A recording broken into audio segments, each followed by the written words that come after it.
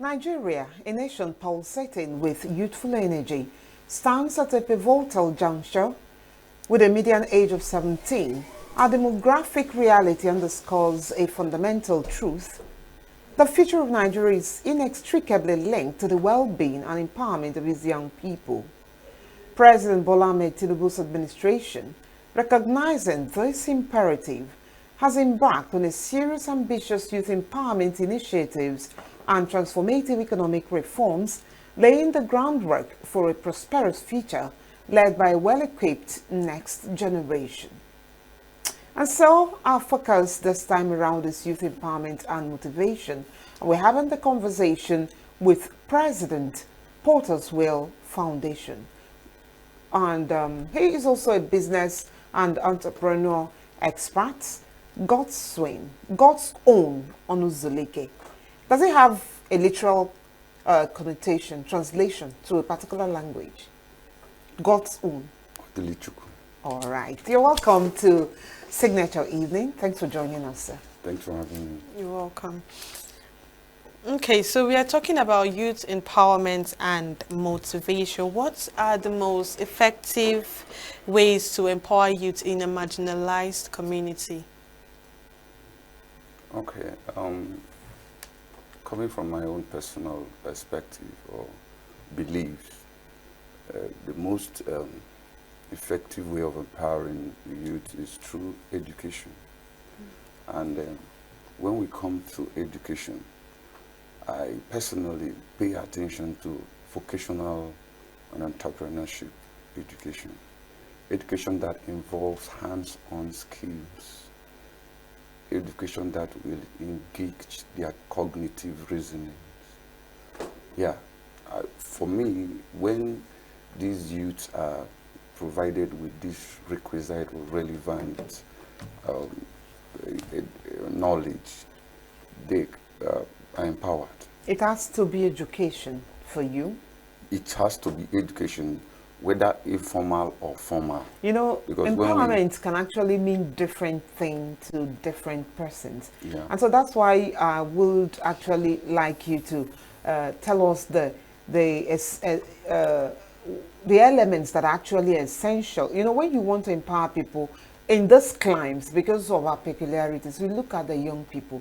What are the elements that we expect to, you know, to make available that are really essential for young people to feel truly empowered in today's society? You said it's education? Like I said, education, because I believe that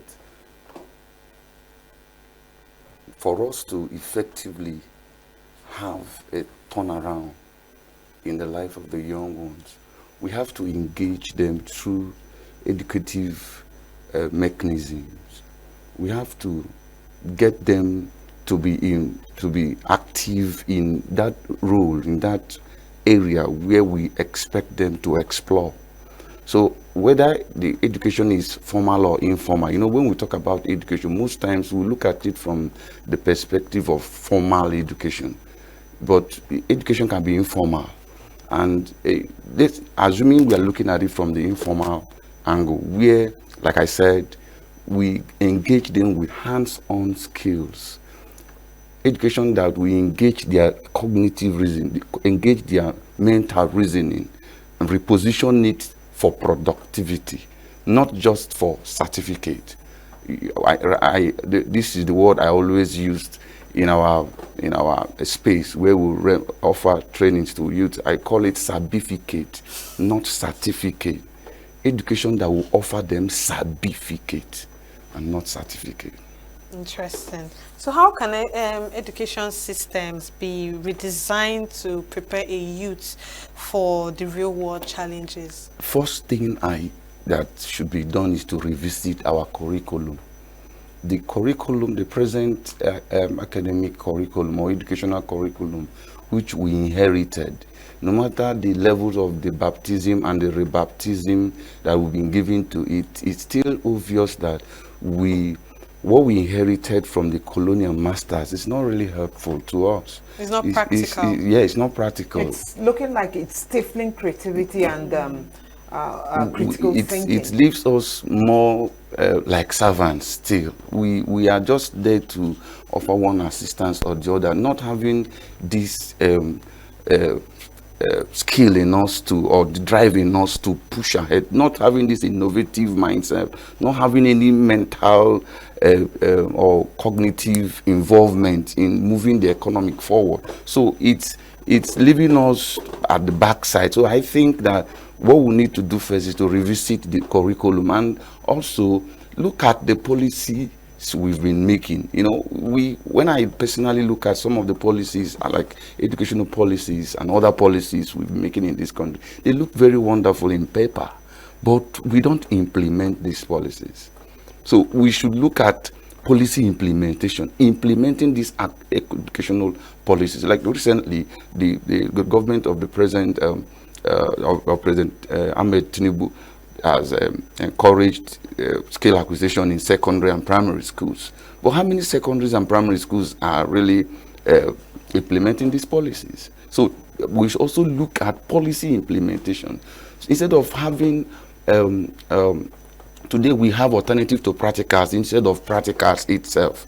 We need to look at policies, so see how we should be sure that these policies are effectively implemented, so that the result will be seen in the society. Away from government and their policies, let's talk about the young people which you have interfaced with over the years using the platform of Potterswell Foundation.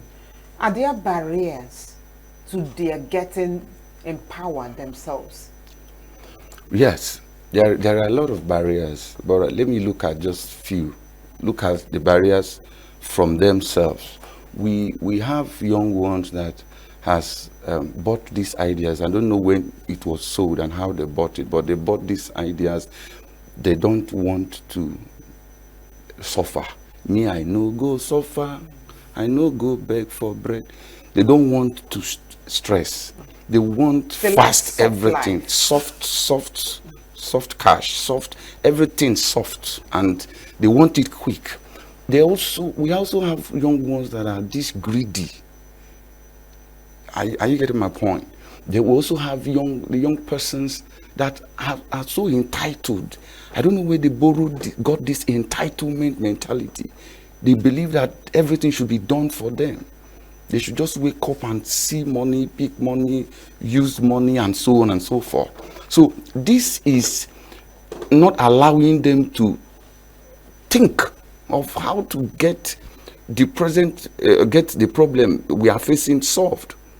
It's making them every day to even become lazy. So one of the greatest challenges from the youths themselves, we need advocacy. We need an advocacy drive to get them to know that necessity, from before now, we were told more gives birth to inventions and innovations.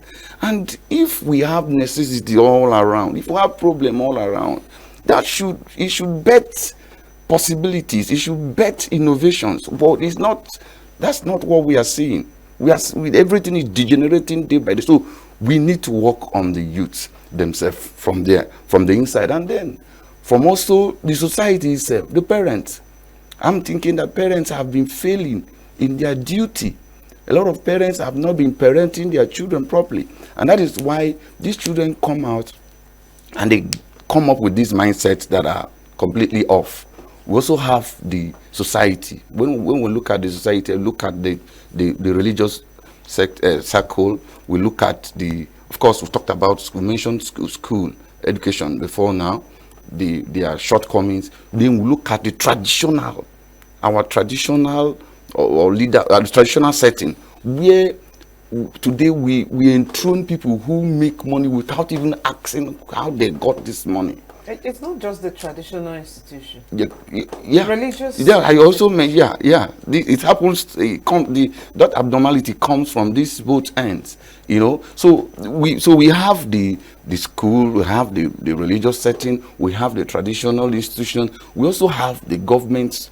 They have a role to play, but most often, from my own thinking, I don't lay hold on the government and their shortcomings. I look at some of these other institutions, which is easier for us to bring a change. I mean, invest a change in them, because they are closer to us.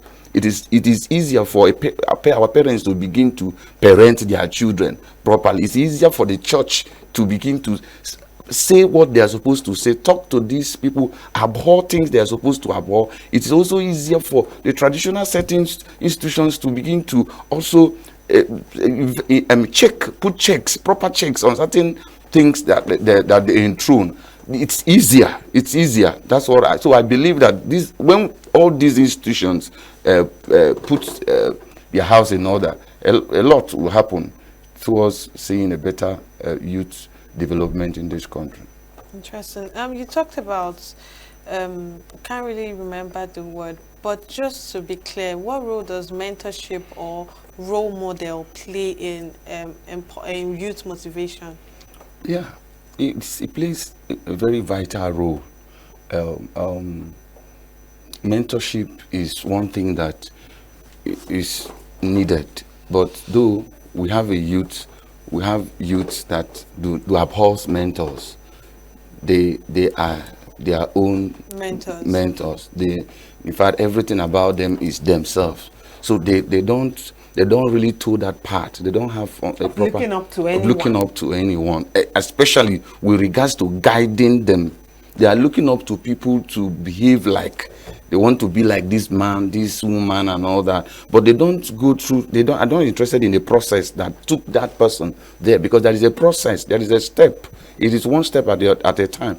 They are not interested in that. But then mentorship it's inevitable if one really would ascend those thrones that we are looking forward to, and will not have a lot of risks. We don't have a lot of accidents. We don't have a lot of issues. Mentorship has a place, and a strong place at that. Who is actually qualified to mentor young people? A superior is qualified. Academically, we study guidance counseling in school. It's actually a professional duty. Someone who studies and understands guidance counseling can actually help to mentor someone to follow to the right path. But for me, most often mentorship, they say that experience is the best teacher. Most mentors who are ready actually to mentor the younger ones, they are those who have gotten the experience in the field. They have learned the lesson practical. They can actually tell you the ABC of what you got to know about. So for me, a superior. So let me use that word, superior. Mm-hmm. Now, how does the linking happen? How can a mentee meet up with the mentor and foster the relationship that will actually benefit? It starts with hunger first. Okay. Hunger on the desire. Desire on the side of the mentee. Someone who sees the need of being mentored. Yeah. And then when, of course, you have the need, you know areas you are looking forward to be mentored. An individual could have 3-4 mentors. This guy is mentoring him or her in marriage. Would it lead to any form of confusion? No. As long as you are defined, your destination is defined, the area of mentorship is defined. This guy can be mentoring you on marriage. Why this other person mentors you business, and this other person mentors? So you can have several mentors. Even scripturally, it's approved. You can have several mentors, though you may have one father, but several mentors. So when you now have the hunger or have the need, you can now look out for who has what you need. Now, some persons are mentored. Someone can be mentored through reading the book of someone he is looking up to. He might not really interface with the person face to face, even though I prefer one-on-one mentorship. But you can actually be mentored following someone, looking at, reading up the person's materials, listening to the person's speech, and all that. So like I said, it starts from hunger, desire, and then the link. And then when one is now a mentor have been given a definite assignment, has been called upon to mentor someone. There's a responsibility on the side of the mentor. Number one, of course, a mentor should have a very good listening ear. You must take time to listen to your mentee. This is one of the things we don't have these days. We don't have time to listen to, but in mentorship we are taught that you should take all the time, listen, let the person be talking. It looks like the person is talking rubbish, but all these things is going to help you. You are gathering materials that will help you to work on that individual. Let the person talk, and start talking. So you listen, and then you must also have this empathy. You must. Let's first of all address the listening part. If the mentor has to be a superior person, probably age is involved, okay, and the younger person often sees an older person as not being at par with the current realities. You know, technology and all, some of the things they may be talking about may not be the things that the mentee may be interested in. Isn't that going to be a problem? That's why I said you have to define what you are looking for in that very mentor. Okay. If that very mentor is not having what you should see, what you are looking for in the person. If not having that particular area or aspect of the knowledge you are seeking, you look for one who does. So, but for every mentor, there must be something that person has, and you go for exactly that. Okay, so what are some of the barriers that can hinder youth motivation, be it psychological, social, mentally, financially, and how can it be overcome? Well, the greatest challenge that, like I said, youths are facing is themselves. The barrier comes from within. They've not been able to surmount certain pressures. They've not been able to surmount certain things that looks like impossibilities. They've not. So it's more. Let me say it's more psychological. It's also looking at the environment and how things are going. It looks as if there is no hope. And because they believe that there is no hope, they are not seeing possibilities.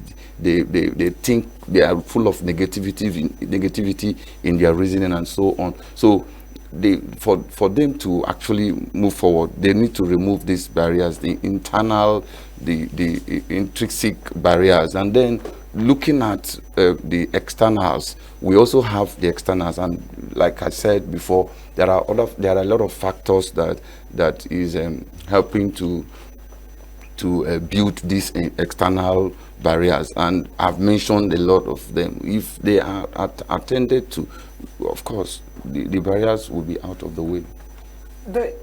It's now a technologically advanced world, and while that can be a veritable tool for empowerment, it has been proven to be a source of distraction to the young minds. I don't know if it is still possible for young people to be, educated to channel the technology to empower themselves. Rather, we have a lot of persons who are on the social media platforms using it not to their own benefits, using it as just a social platform, and other than that. But we also are aware of persons who are benefiting, even economically, out of the same technology.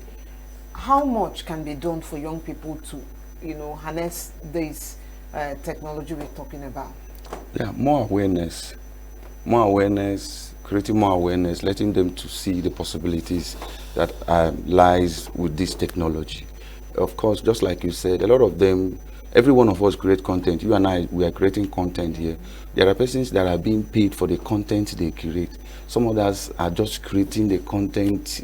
They don't even have any target. They don't have any goal about it. They are just taking the backside of that technology. So, and more awareness, letting them understand that you can actually make a living from this. Technology has made it that today I scroll past someone who wants to eat. He wants to eat amala or whatever, and he's not telling us how that she's eating amala, and somehow we are watching her eating amala, and at the end of the day, she's being paid for eating amala, and we watched her eat. But that's because she understands that she could take advantage of this and be consistent in what she is doing, and over time she has followers, she has fans, and build-ups, and she's being paid. So I think my answer is awareness, more awareness, letting them know that there are possibilities, and these possibilities, you go past them every day. Now and then you are looking at your smartphone, and there are a lot of ways of making money with that smartphone, and which you are not taking advantage of. Interesting. We see young people do so many things for money. How best can entrepreneurship be encouraged as a means for self-reliance in order to avert ugly situations whereby you see youth being involved in different things just because they want to make money? Okay, let me also start again by saying awareness. But then, looking at entrepreneurship, personally, I know, and everybody knows that we have two major stock in trade that an entrepreneur can trade on to make money, and one of them is having a product, and another is having a service to render.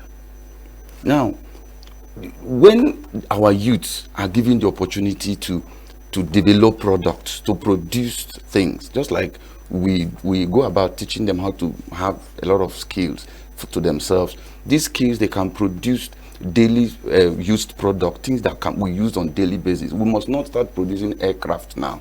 There are a lot of things we can start producing, and it does not require rocket science. It's a basic science that is obtainable in the market. You go out there, you get these things. So we can engage them to start producing, to have the product to themselves. Somebody who is producing chim has a product to herself. A peanut has a product to herself. Liquid soap, laundry soap has a product. Also, we encourage them to go about rendering services that also bring money to their table. That's actually what makes you an entrepreneur, having a need that you are solving.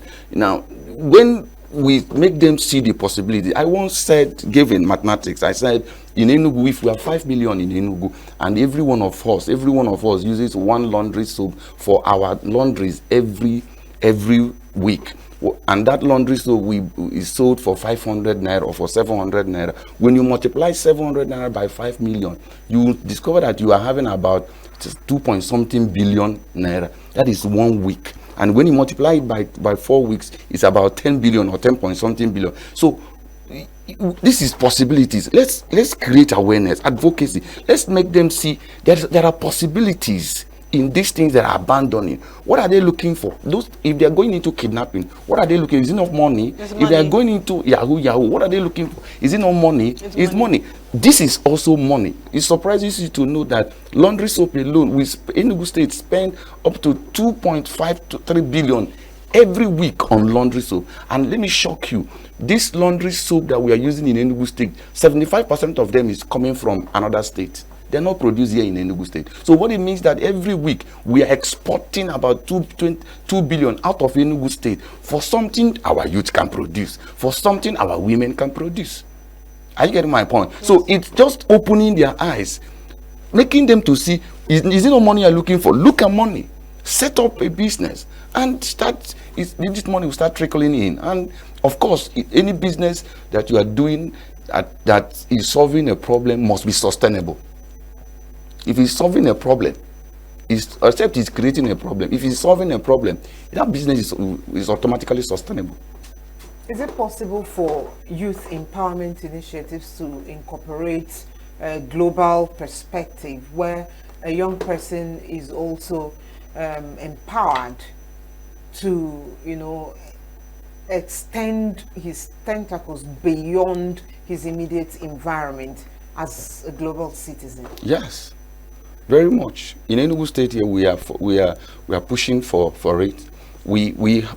Some of all these things we are producing, for instance, peanuts.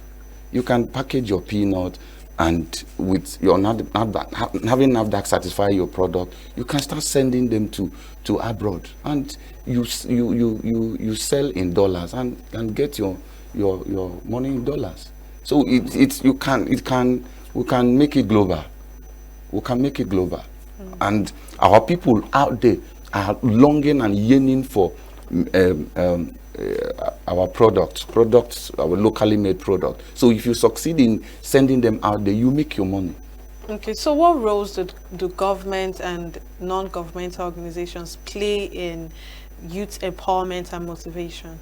Yeah, their role is to, of course, their role, I'm coming from my own non-governmental organization, the Potter's School Foundation. Our role, we are playing our role. And one of our objectives is to offer free vocational and entrepreneurship training to the youths and women out there. And we are proud to say we've trained over 20,000 since we started. And we run this training both offline and online. So and I know that there are a lot of other non-governmental organizations out there also pushing for one thing or the other to help empower the youths. Yeah, so the government also is playing their own role. I'm aware in Enugu State we are implementing the Tomorrow is Here initiative youth empowerment program, and it's running this 17 local governments. Now, motivation can actually be fleeting. People can be motivated to get into their own entrepreneurship, start off something, and then along the line setbacks could creep in. How do you also prepare young minds to expect such setbacks and how they can handle it? Yeah, we prepare them through our entrepreneurship guides. We let them understand there is this law that I always share with the youth. That is the law of growth. One of the characteristics of living thing is growth. We let them know that even the boy Jesus, the scripture says, he grew in wisdom, in both in stature and in favor. So we should understand that I should allow this thing to grow. So, and if this thing will grow, sometimes a child gets sick when he wants to grow. That's what they told us, and so on and so forth. So we should know that their challenges will come. So when they come, see them as normal. Be prepared for them. Just know that these challenges they are meant to come. So we prepare the minds of these youth ahead of time. We also let them understand several other risks and challenges that you are meant to see, and what they should do when they see these risks. One of the virtue you need to develop as an entrepreneur is patience. Patience, you need to develop that. Of course, we let them know that you need to understand the place of character, competence, and consistency. Whether it's working or not working, just be consistent with what we are doing. Whether you are getting the result or not, as long as you are doing the right thing, be consistent with it. Over time, you will overcome. There is always risks for everything. So having this understanding that in the place of growth, that there will be challenges, that's natural. And it is there before even in the creation of the world. So understanding it will help you when the business is suffering those challenges, suffering those oppositions. You just understand that this phase will also pass, and you learn, you pick from those challenges so as to have a better approach. Youth empowerment initiatives often struggle with measuring the impact and success. For Potter's Wheel, you said you have trained up to 20,000 persons. Over. And they are all successful. You have share your success story with us. Yes, we have trained over 20,000. I cannot use the word they are all successful. Okay. They are not all successful. But we have a good number of them. A good number of them that, including persons living with disabilities.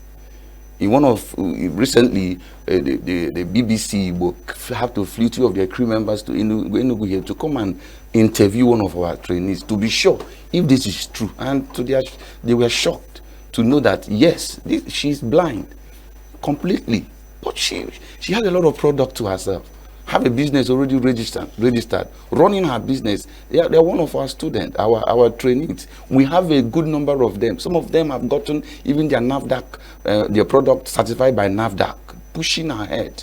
So we have success stories, not just here in Enugu State, but across the 36 states and Federal Capital Territory. I just came back from Abuja last week, a few days ago. I'm from a 1-week program with Department of Mass Education, Abuja. We had a very interesting program with the youth and women out there. So it has been a success story, because the truth is that our youth have been yearning for opportunities, and we are giving them, we are telling them that you can actually start something with 10,000 naira. You know, I've seen people ask questions like, I have 100,000. Which business can I start? We are telling them you can start something with 10,000 naira. You can start something with 5,000 naira. You can actually start buns making with 5,000 naira. You can actually start peanut making with 15,000 naira, and you are supplying and you are making money. You can actually start laundry soap making with 15,000 naira. Liquid soap making with 10,000 naira. So we show them those possibilities. Do the practicals before them, they will see it. So this thing is possible. It's not actually done in the moon. It's obtained, and I can do it. Get them involved, and then ask them to go ahead. So we have success stories, good ones. And to the best of your knowledge, empowerment efforts are truly making the difference in the life of young people. Yeah, of course, it's making a difference. It's making a difference, and this is what I encourage everyone out there, individuals, well-meaning Nigerians, to please, let's invest in this. I always like to use this word of one of our fathers, Awolowo. He says that the children of the poor, which we refuse to take care of, will not allow the children of our own children, which we took care of, to rest. Let's empower them. Let's give them, when you train and empower one youth, and that person starts doing something, getting money for him or herself, that you have already removed minus from the number of possible kidnappers. Because we're not having any end to this kidnapping stuff, or this insecurity. For us, unemployment gave birth to poverty, poverty gave birth to crime, crime gave birth to insecurity. So if we have to tame insecurity, we go to handle unemployment. And for all, the fastest way of getting most of us employed is to skill us up. Skill them up, then provide startup for them, and also monitor them, not just abandon them. Not this kind of empowerment that we are doing today, where you send 50,000 naira into people's account, or 100,000. You say you have empowered. You didn't empower them, just give them money for fingernails and eyelashes. That is what you just gave them money for. If you really want to empower them, give them the equipment and monitor them. Our problem is M&E. Another problem we have is M&E, monitor and evaluation. We don't monitor. We just do things and abandon it. So for me, it's a way out. And is our collective responsibility. It's our collective responsibility. The collective of everyone. Okay, and so this evening what we have done is to make the young person out there understand that he can be an active participant in his own life and the life of his immediate community. We have this conversation with Godsown Onuzulike. Thanks for joining us, sir. Thank you, sir. Godsown is a business entrepreneur expert and the president, the very famous Potter's Wheel Foundation. And our focus was on youth empowerment and motivation. Stay tuned, we shall return in a bit.